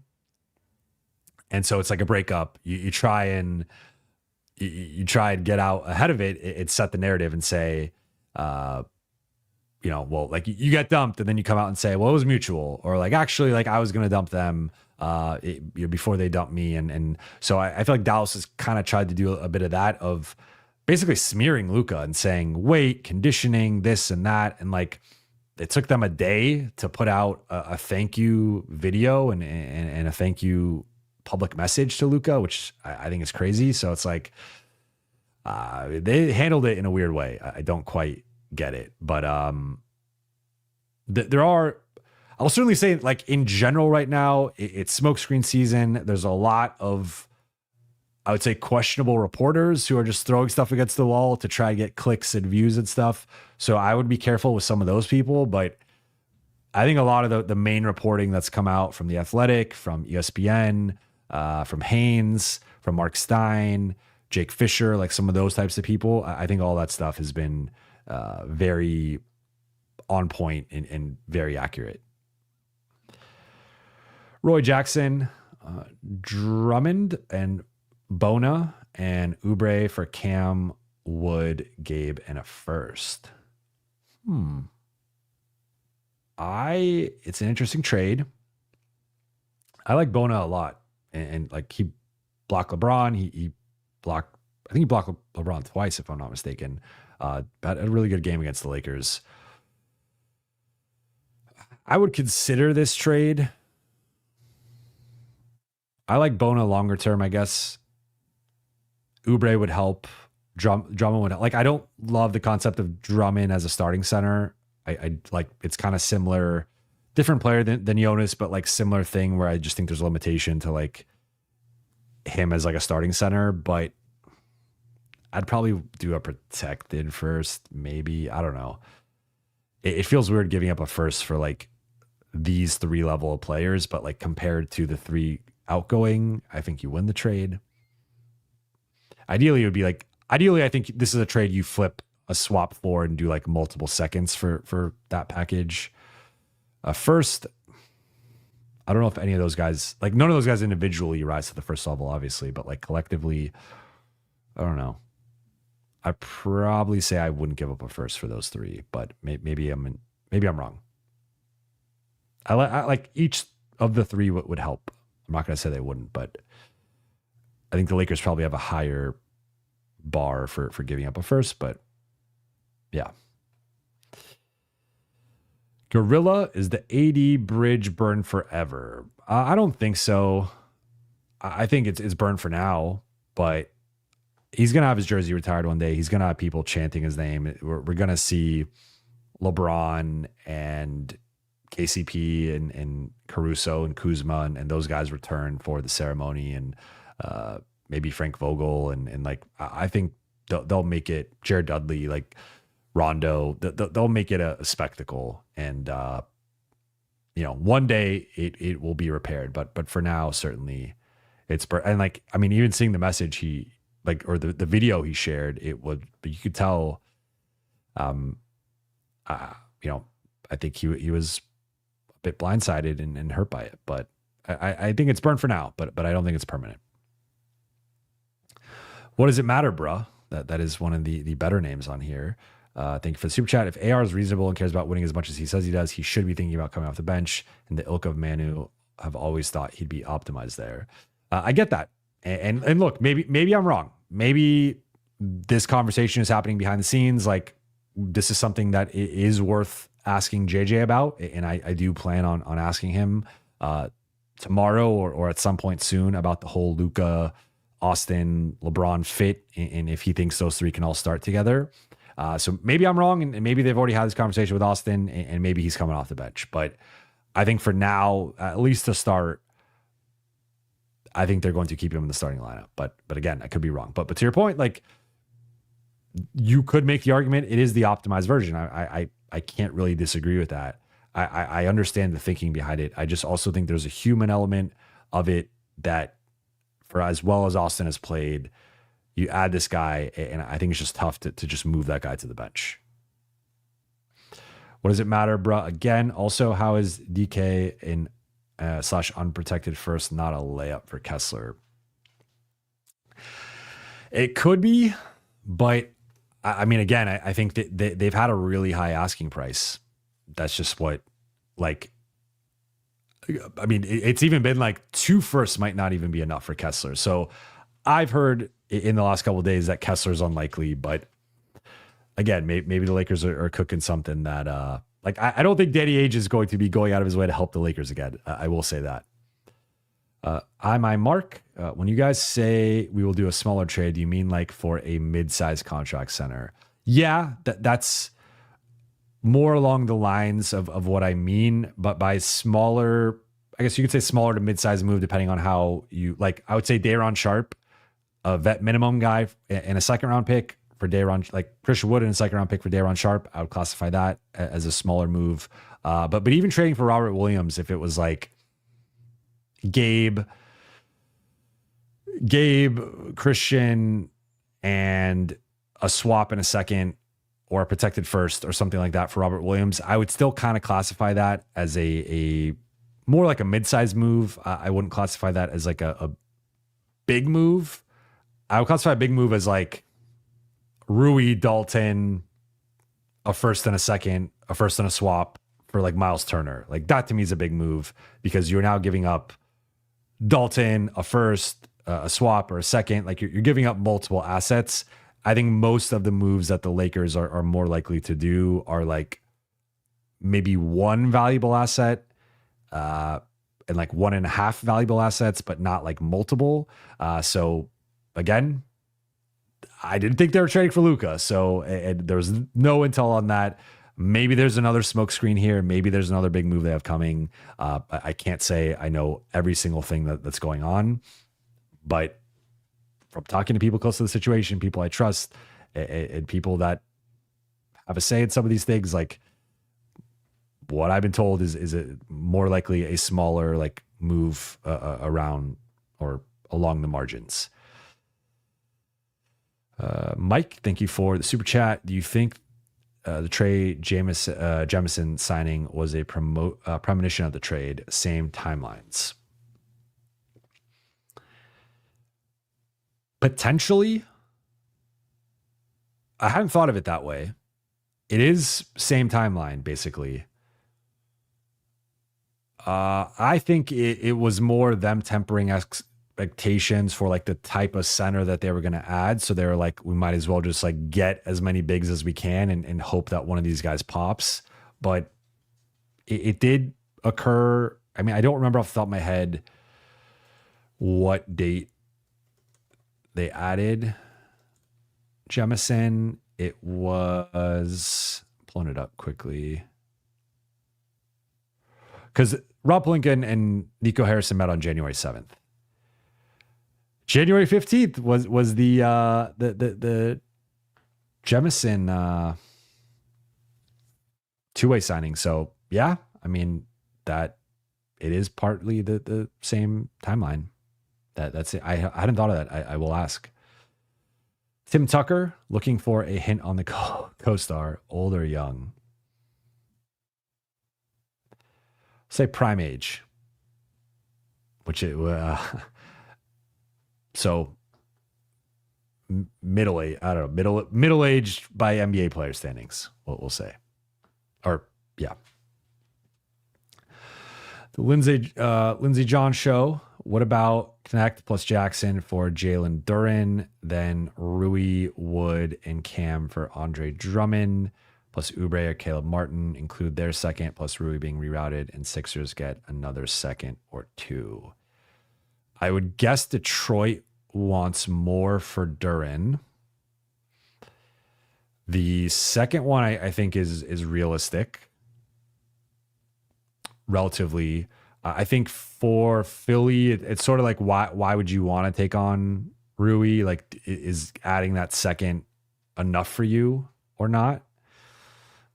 Wood and Cam are obviously expiring, but I'm pretty sure, I don't know Oubre's, I'm going to pull up Oubre's contract. Oubre has a player option next year for 8.4. I would assume he might pick that up. Interestingly, he has the same agent as Luka. And then Caleb Martin. Let's see. How many more years does he have? He's making 8. He's got 3 more, including a player option in 2027-28, which I assume he'll pick up. So they do get off some salary. I think they'd really have to like Rui. I would say Detroit says no, and Philly is a maybe. What would be my assessment? The Snow. Do you have a sense of what the current vibes are among the team? It is awkward, LOL. For example, JHS sticking around up until recently. It's tough because I've not been directly around them. I've only heard things secondhand. I think everyone was shocked by the trade. It did dampen the mood. You know, it became a somber situation of AD was already away from the team because he was back in LA. Max then, you know, had to I don't believe flew back with the team. So definitely a bit of a bittersweet kind of night for the group of getting Luka and being excited about that, but also knowing you lost AD and Max and JHS. So I think it's always a weird kind of vibe after a trade, unless it's like a cancerous, like toxic player that's being dealt. Then there's some joy, but I think certainly going to be some like several guys were. I mean, LeBron had obviously a good relationship with AD, Vando, Austin, Rui. I mean, these guys had become close over the last couple of years, and Cam. So I think they're gonna miss them. Bronny obviously has known AD for forever, so yeah, it's definitely like this stuff hits the players hard when there's a trade. Chris Parsons, thank you for the super chat. Would you deal Austin for Kessler plus something. So, I mean, if it's Kessler and Sexton, that's about 21 million. So it would probably have to be like Austin and Gabe. That's interesting, especially if you don't have to put in any additional draft capital.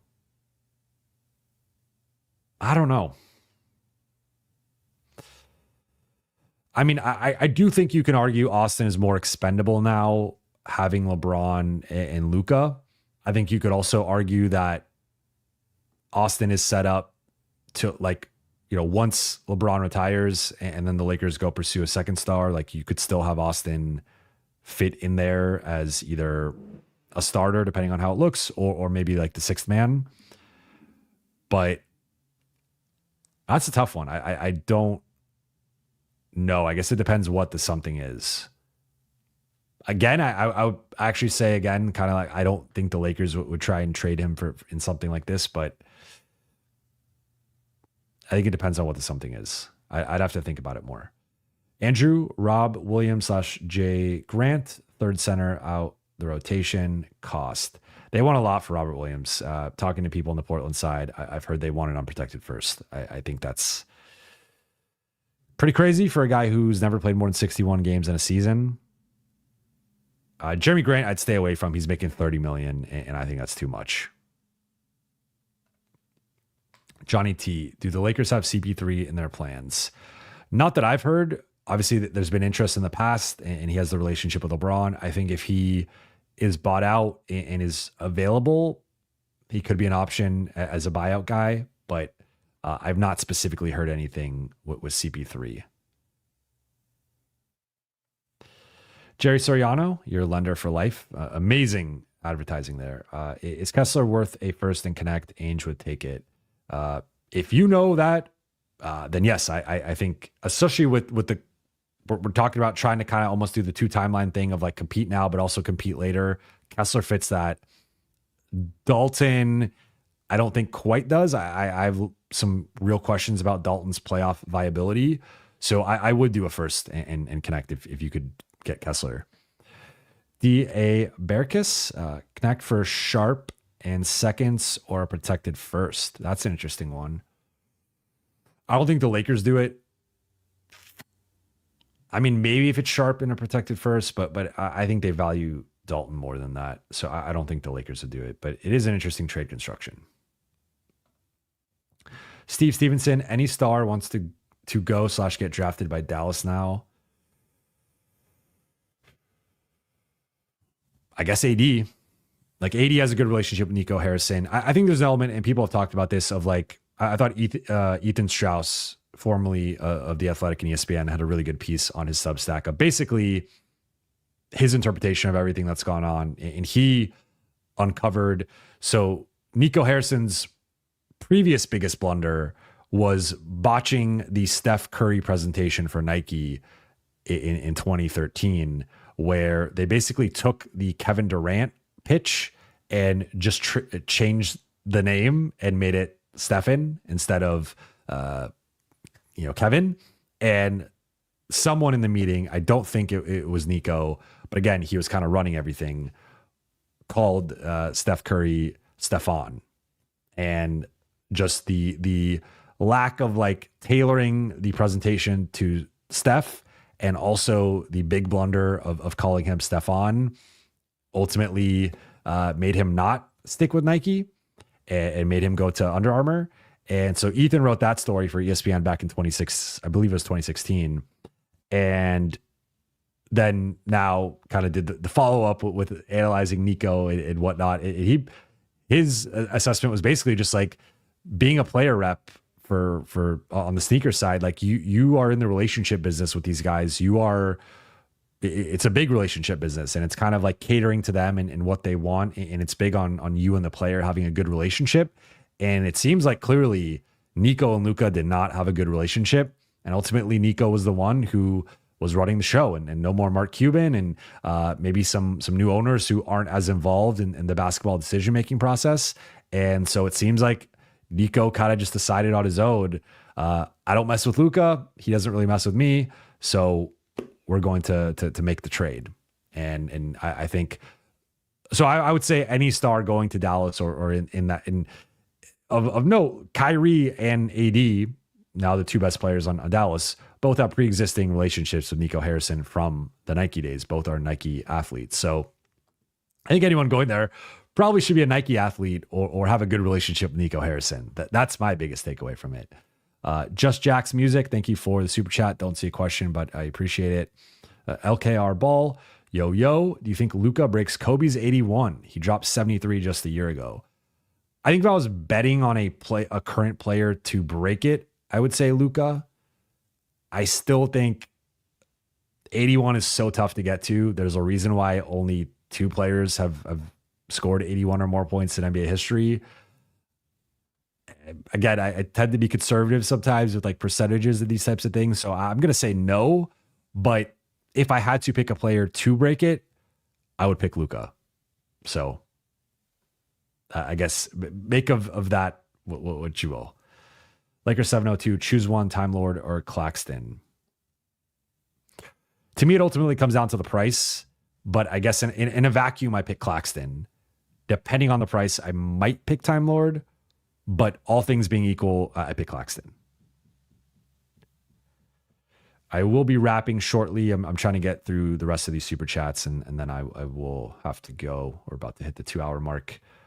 Kevin Brown, AR for Walker Kessler, plus a couple more seconds to throw out Robert Williams, get both a starting and backup center. So AR for Kessler, the one thing, like I've seen some Kessler trades where it's like I guess it's specifically been Austin for Kessler. The money does not work. Like Austin is making almost 13 million, Kessler's making 3. So Utah's just not like taking on an additional $10 million.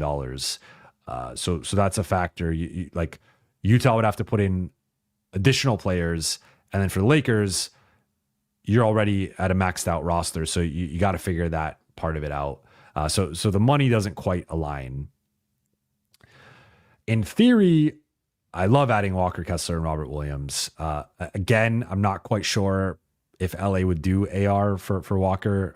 My assumption would be probably not, but in theory, I like putting Austin aside, adding Walker Kessler, Robert Williams, I would love if I'm the Lakers. Steve Stevenson, is the Laker tax bigger? Rob looks manipulative. I'm not quite sure what you mean by bigger. Or I guess you're saying now it's bigger post this. I guess. But I mean, it's kind of really, there's been like, you can date it back to like the Powell trade as like teams being upset with the Lakers and not wanting to do them any favors. So I think it's kind of cyclical, but in general, yeah, I'm sure there are teams that it's going to be harder to trade with, including probably Utah. Harry, Sakarellis, thank you for the super chat. Chances the Lakers acquire a big and defensive guard before the deadline, or just one of the two? Love your content, Jovan. Thank you. I appreciate that. If I'm going percentage wise, I'd say 60-40 in terms of 1 versus 2. So I would say it's more likely than not that they only get 1, but I think it's close to 50-50. But I would put it like 60% chance they acquire 1, 40% chance they acquire 2. PNG just got here. Sup, what's the most likely center? The two names I've heard the most in the last couple of days have been Robert Williams and Daron Sharp. But I mean, there has been a little bit of Jonas Valanciunas again, but I'm a little skeptical of that because I had previously heard the Lakers were out on him. So I don't know if I buy that. So I would say, again, currently the two most, like, Robert Williams being maybe a little bit more of an ambitious, realistic option, and Daron Sharp being a very gettable option. So, but thank you, PNG. I like the you already got the Luka profile picture, and appreciate you tuning in. Kyle Hench, any realistic center trades without AR, Goat, or Luka? Well, any center trade I've actually done so far or proposed has been without those three players because I think the Lakers are going to try and keep. I mean, they're not trading LeBron or Luka. Austin, I think it's highly unlikely they trade Austin, at least through the deadline. Maybe later down the road, we'll see how the rest of the season goes. So I would say basically all of the realistic centers are probably without them. So again, Robert Williams, Jakob Poeltl, Clint Capella, Daron Sharp, like Kessler and Turner, I think are just probably the price is going to be a little bit too much, even if they consider Austin. But we'll see. And I don't know that they would consider Austin for either one.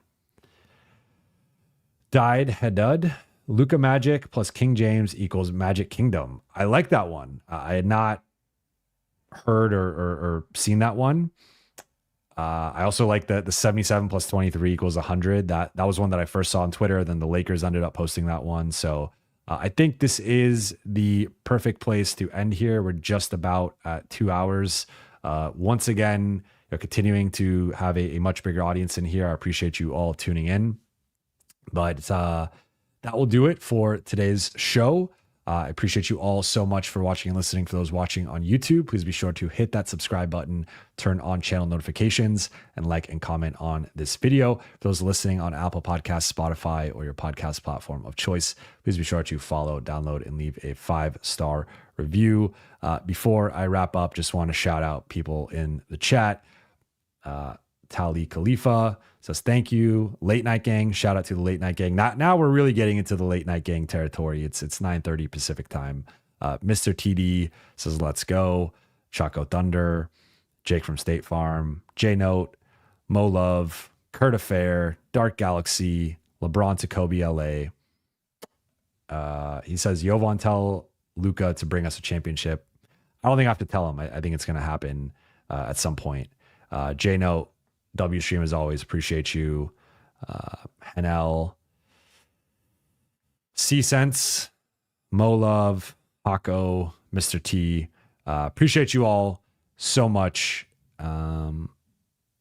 Leo Potente, I don't have anything new on Kleba, but I will try to gather that. But yes, Luka Presser tomorrow, 9 a.m. Pacific time. Lakers will be streaming it on YouTube, so go to the Lakers YouTube channel if you want to watch it live.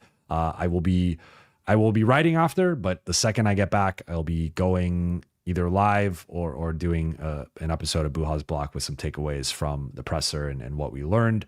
I will talk to you all then. Thank you so much for watching and listening. Shout out to the Late Night Gang as always.